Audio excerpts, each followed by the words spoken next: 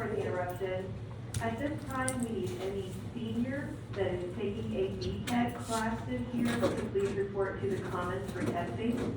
Again, any senior that is taking a BTEC class this year, you need to report to the Commons at this time for testing. Okay, so moving on with the nervous system. We are talking about the brain now. So we've talked about like signal transmission, the parts of the neuron, things like that. Now we're looking at the brain, and we'll spend a little bit of time with the brain, learning the parts, learning what each part does. So this is the major unit of the nervous system, and it can be divided into four main regions: cerebral hemispheres, diencephalon, brainstem, and cerebellum. So the cerebral hemispheres are most of the wrinkly part. The diencephalon is this purple, brainstem is the green, and the cerebellum is the very wrinkly part here at the back of the brain. I don't know if she walked in with you. Oh, she did.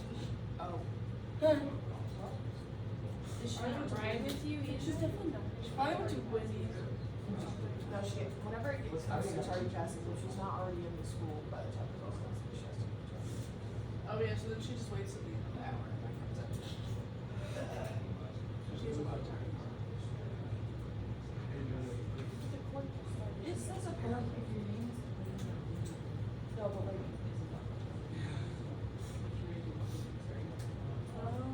But yeah, for me it says I misspelled about 8 times instead of 4, which is kind of, it messes me up. Yeah, because mine has like 13 in here, but it's only 5. Because if it says I misspelled it, make up, which is not true.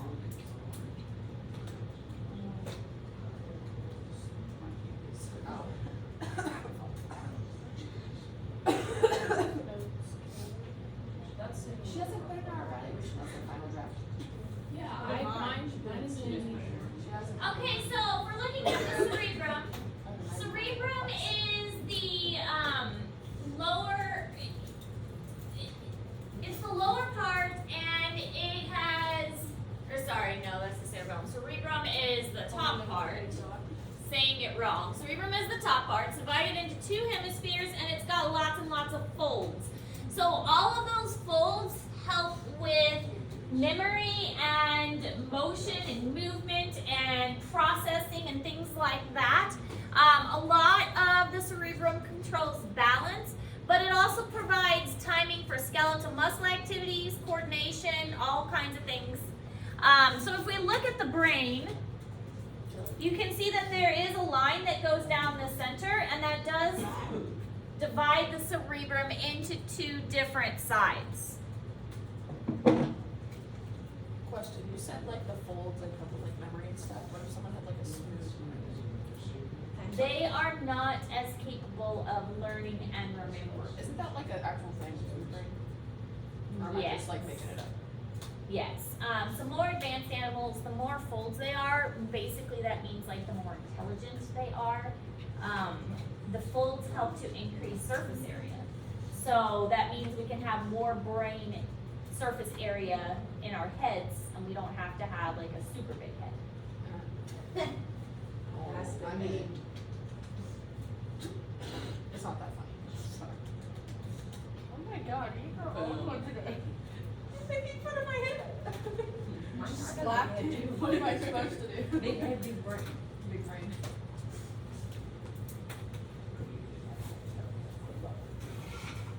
I'm not ready to get to sleep right now, babe. What's that? Soccer, we play. I don't know what they're called.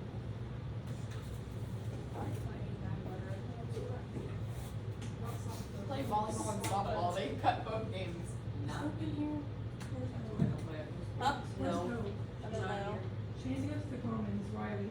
We need to make a call her. I wasn't sure if you had to, because we didn't have a teacher, so. Oh, no, But you're you're still still, a no, Miss pizza G, class. Miss G, Miss Riley are in there. We have to go. How long does it take? I don't know, I'm pretty sure she's not going to possibly go in the 4th hour. It's a word keys test. I took it last year. It's not fun. Poor Riley. That's friendly stuff. I didn't know about it this morning, so. What do you need to do? I don't know, all this weird stuff. Don't say that. last semester. I never had it. I'm gonna say, I don't know That's why. be posted down They below. split it up, cause I never had to get Where's lunch. that?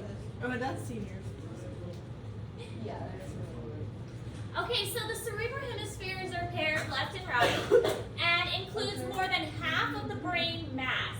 It has ridges, and the ridges are the gyri is what they're called. So that is the part that projects kind of upwards, and then the grooves in between are called the sulci because, again, scientists like to name everything. They've even named some of the gyri in the sulci within the brain. The fissures are the deeper grooves, so they have a couple fissures like between the right and the left hemispheres, and that fissure helps to separate the two. Now, it is still important. I'm sure you've heard of like right brain versus left brain, and we'll get into that a little bit too. But it's still important that those two hemispheres communicate with each other, and that there is a cross connection between them, transmitting signals from one fissure to the other. She said she's going to think soda all over it now. all over her. Right. And So is she going all the way back home? She can never have anything. What does she do? Sitting in the car. I forgot Why she is she had sitting in the those- car? Come to school. And I would be turning back around and going back home. No. Not if you live 30 minutes on the back. Like, I don't have any smell that comfortable. Oh, on your new shoes. Oh. I don't want my backpack in my freaking. Didn't I do that? No, that was in. Okay. Oh, no, I remember. First time That ever. it's in the bed. Yes.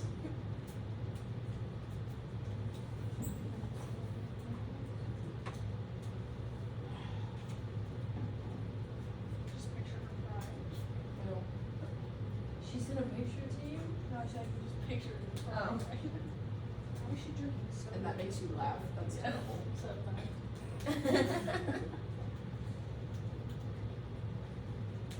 You two do have a very weird relationship. I mean, I have 4 siblings, but I think they're amazing. Never laugh at the It's a time.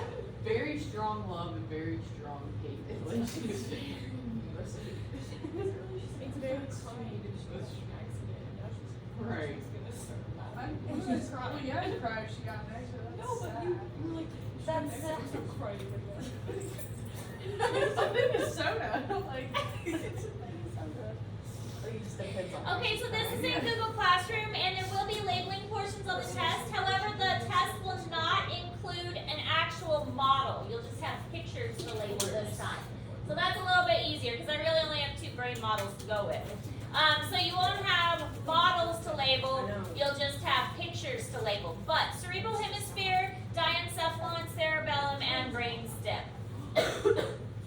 Now, you'll also need to know these parts, which is why they are in Google Classroom, and we are going to break it down and talk about them individually, but different parts of the brain.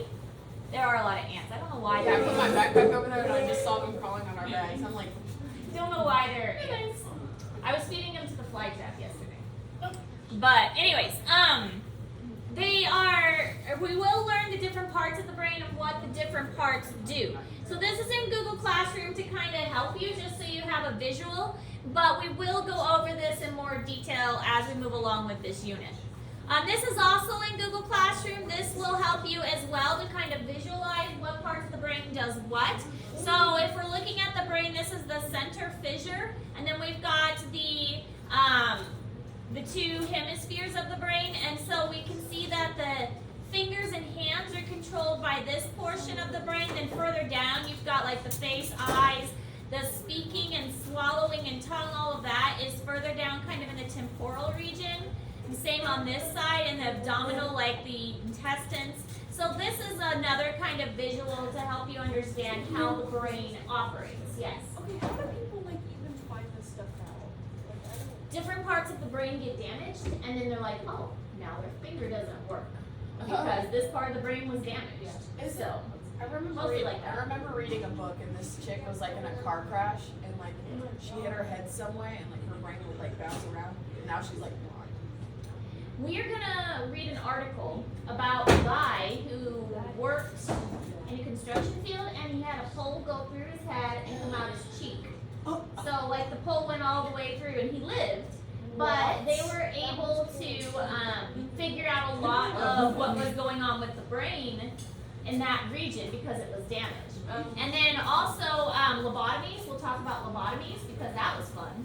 Stupid. Aren't those like where you like drill a hole in the skull? They stick it up through the nose and then they put it in your brain and they swish it around and then they swish around your Miss brain. Ayers, it's an infestation.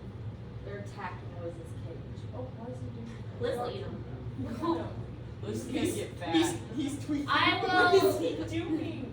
I will report it to Oh my maintenance God. and maybe they can get us. There's one on him and he's shaking. He said, Oh my god. It just went in his ear. Look. Stop. that's probably why He he's don't care. Do you know how to get it off? He does not like it. He's doing this. He's tweaking because he can't reach it. That's what I'm saying, Lou. What did he say? He did not like They're all that. in there. In his Well, cage. hopefully he'll eat them. I'm not too worried about it. Liz, quit sleeping. He wasn't sleeping. He was literally shaking. Yeah. It went in his ear and on his eye. All right, so parts of the brain. If we're looking at just the cerebrum, frontal lobe, parietal lobe, occipital, and temporal. Do those sound familiar? Yeah. Yep. Where did we learn those? The bones. So thankfully, the scientists gave us a break on this one, and they named the lobes for the bones, and that should hopefully be pretty easy because you can probably guess the frontal lobe is going to be under the frontal bone. Parietal lobe under the parietal bone. Occipital is toward the back, and temporal is kind of toward the ear.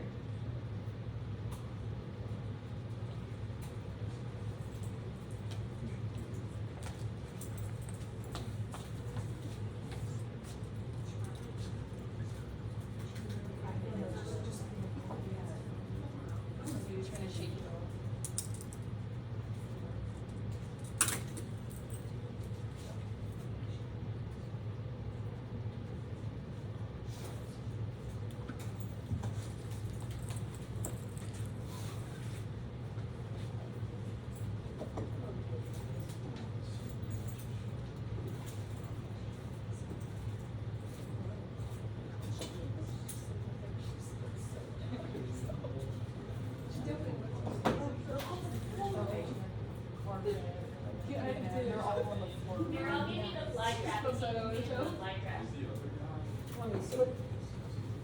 Put him in the fly trap. I'll pick every single one of them.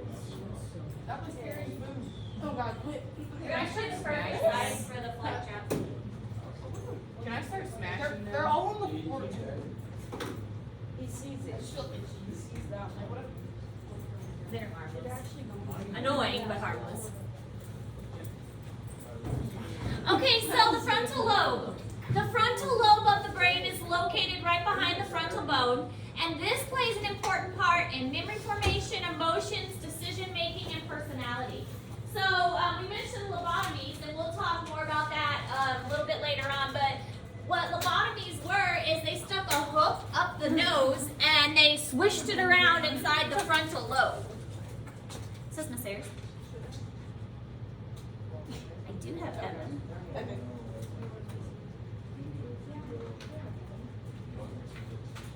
Okay, I'll send Evan that way. Evan, you're supposed to take that test too. Evan, you're dumb. How'd you forget your... Well, I took it last and then. Yeah, same. So the fact that they're not parking, I'm fine with Again, this is that. I'm not going. Strawberry Evan. So anyway, lobotomies, they would take like a metal hook and they would stick it up a person's nose, they'd put it in the brain and kind of swish it around. And they would do this if the person had like aggression or disabilities that it was back in old times when they didn't really know any better. But because they were messing up the personality and the emotion area, the person would actually end up a lot worse than they went in. And eventually they discovered, hey, this isn't helping, this is actually making things worse. Because they're damaging the part of the brain that makes the person who they are.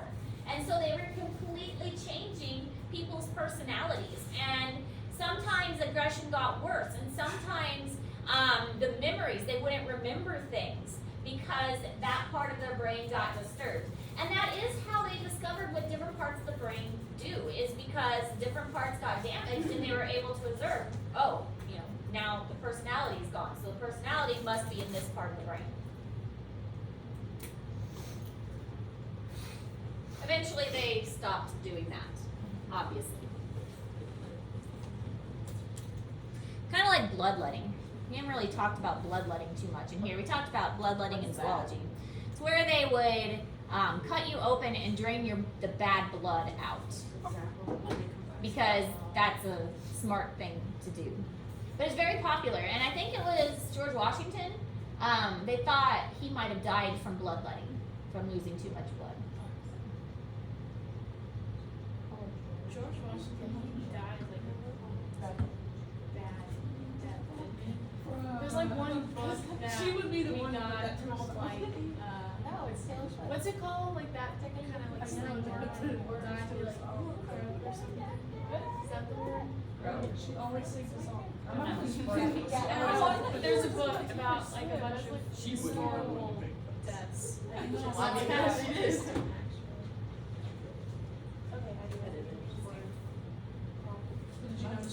Alright, this is in Google Classroom because this is a lot to write down and a lot to remember, so I was being nice and put this in Google Classroom for you. Primary motor cortex. And this is in what's called the precentral gyrus, which is that kind of division part of the brain. And so it is where the motion of the body takes place. The Broca's area is located on the left frontal lobe, and the Broca's area controls facial nerves, speech, and language comprehension.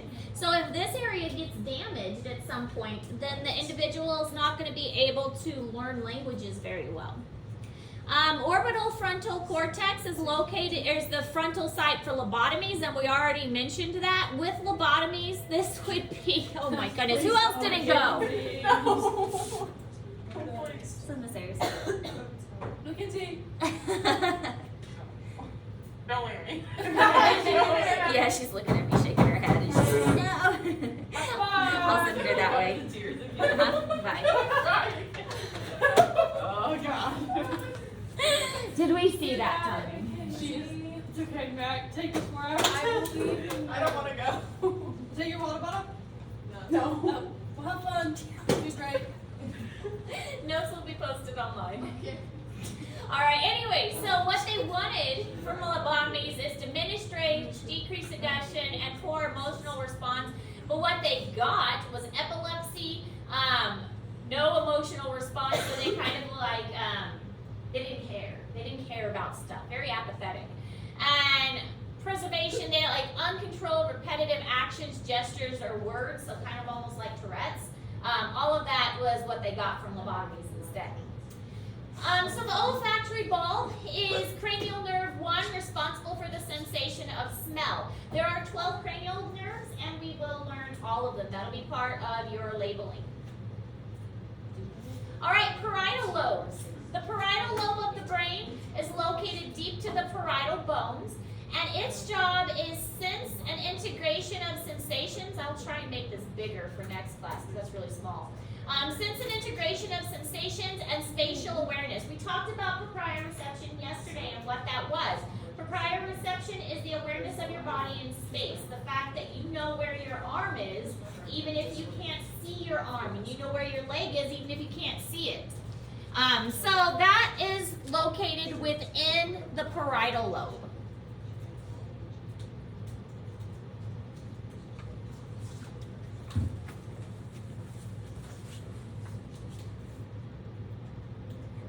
Sorry, I'm gonna make this bigger. I feel like it's not big enough.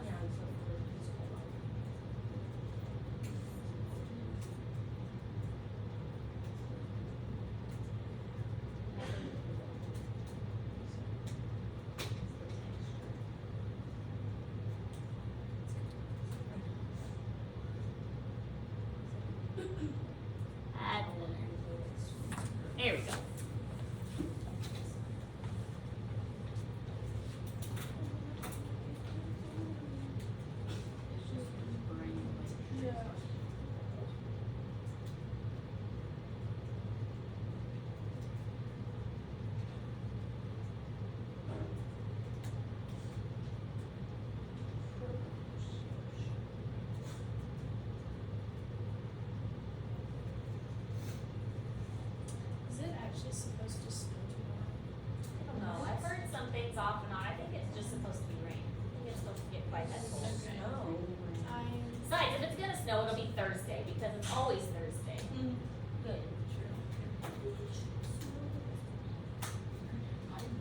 least shoot for snow for the next 2 months. I'm done with snow. I'm ready for spring. I love spring. I'm ready for Do what? Me too. I'm ready to have my windows rolled down and the sun beating on my legs and the dry water. Not winter. I just like the winter because that means no bugs and no snakes. There are a lot of mosquitoes here. Yes. In fact, I just bought some plants like citronella live plants that I'm gonna plant around our yard to hopefully get rid of the mosquitoes. They were bad last year. They have a thing for me too. It's like I get them so much worse than everybody else in my family. It's terrible. And they get really Mine get big. fat. Like, they get raised Mine get really really big scar. and they itch really bad. Oh, no, I get mine. Oh,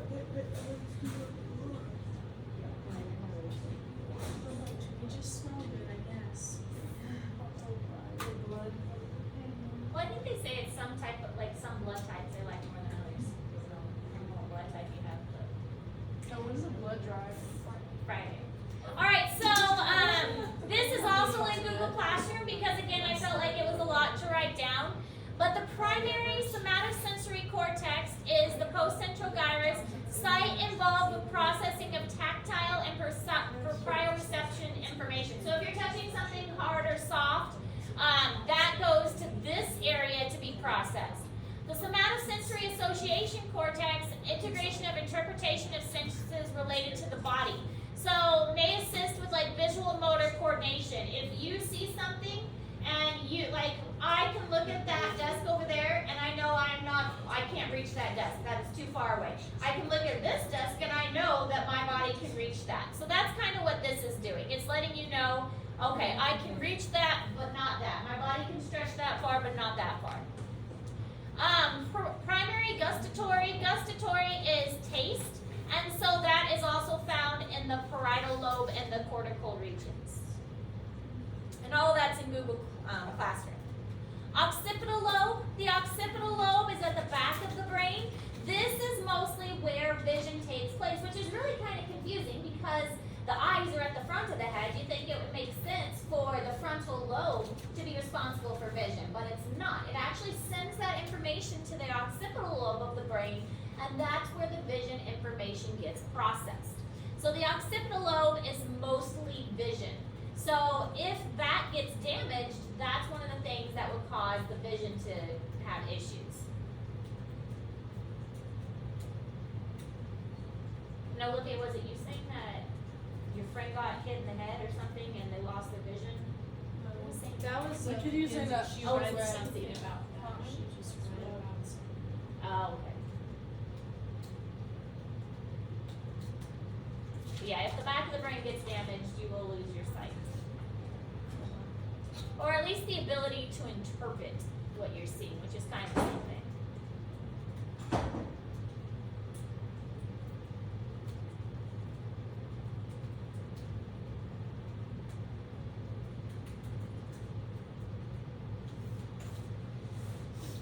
Do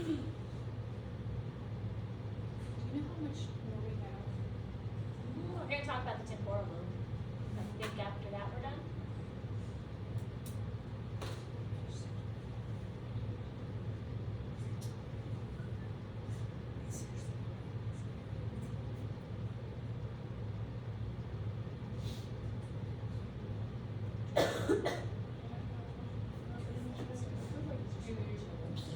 So I was like, oh my god, you guys are gonna be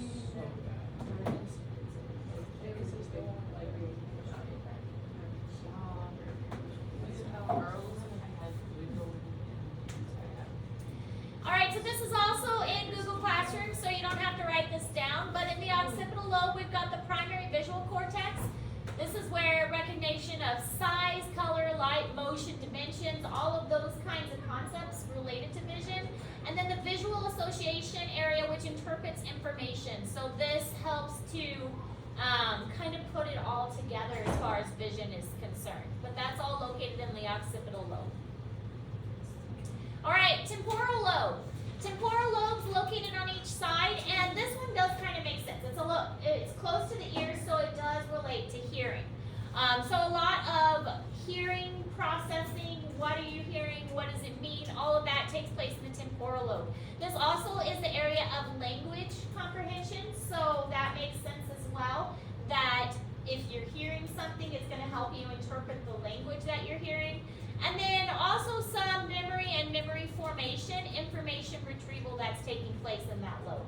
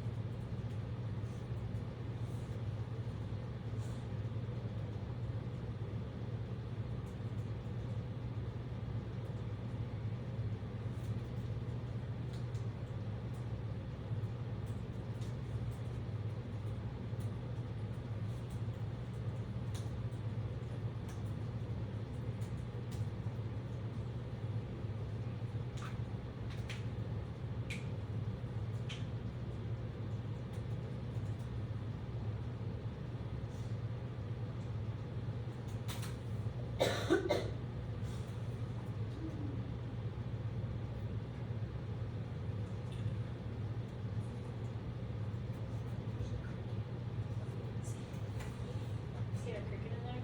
I fed him over the weekend. He came in over the weekend and fed him. I fed him crickets.